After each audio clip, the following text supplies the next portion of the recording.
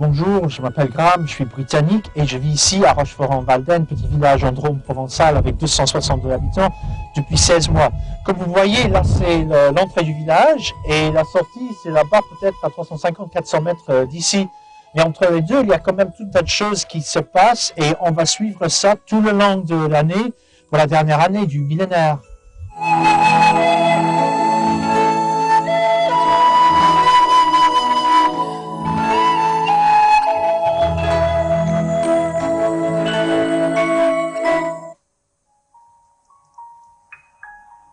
Nous sommes le 1er janvier 1999. Il est 7 heures du matin à Rochefort-en-Valdaine, en Drôme provençal. Et nous allons suivre sur région la vie de ce village tout le long de cette dernière année du millénaire. Hier soir, je suis sorti sur la place à minuit pour filmer les festivités. Il n'y avait personne. Et il pleuvait. Donc je suis rentré. Pour moi, l'année à Rochefort-en-Valdaine commence avec la présentation de ses vœux par Madame le maire.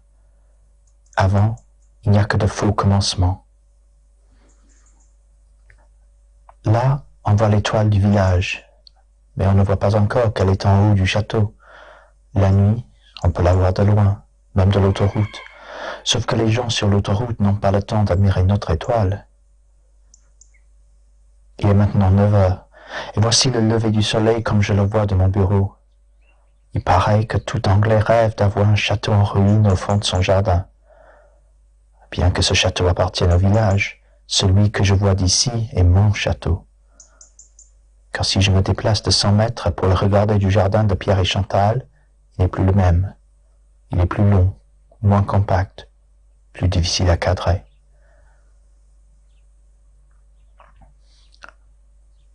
Le château est le vrai centre du village, et son lieu de mémoire, car le village était là-haut jusqu'au début de ce siècle.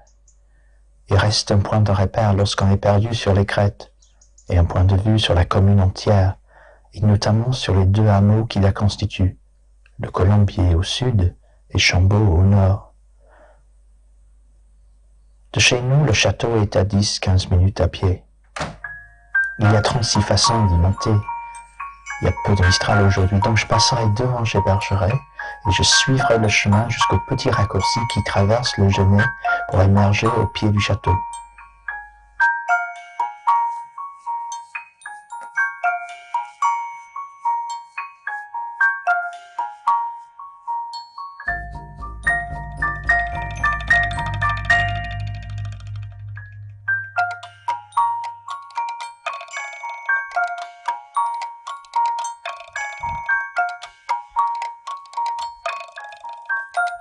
Mais, quel que soit le chemin que je prends pour y arriver, une fois au château, je vais toujours au même endroit.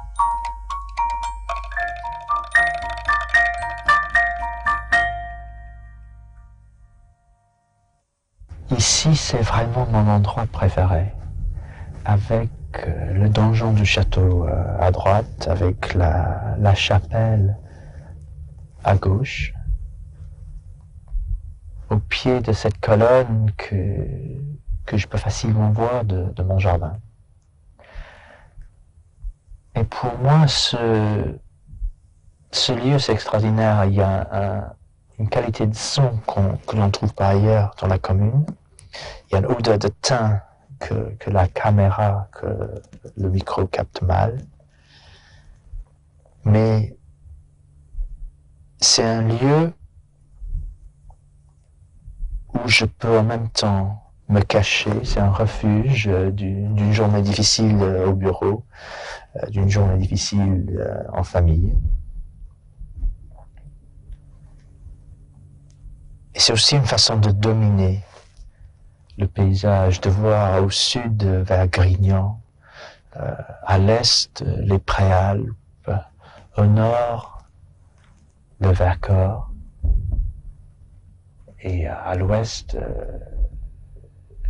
le début de l'Ardèche. Et donc, c'est un peu, pour moi, hors du temps.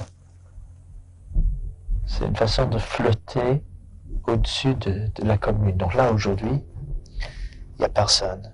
C'est très calme.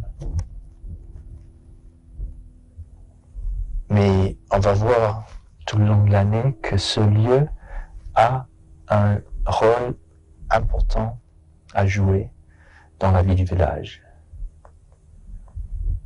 Et on va le retrouver sous tout un tas de lumière, pour tout un tas de moments importants de la vie de communauté. Pour l'instant, je peux en profiter au soleil, tout seul.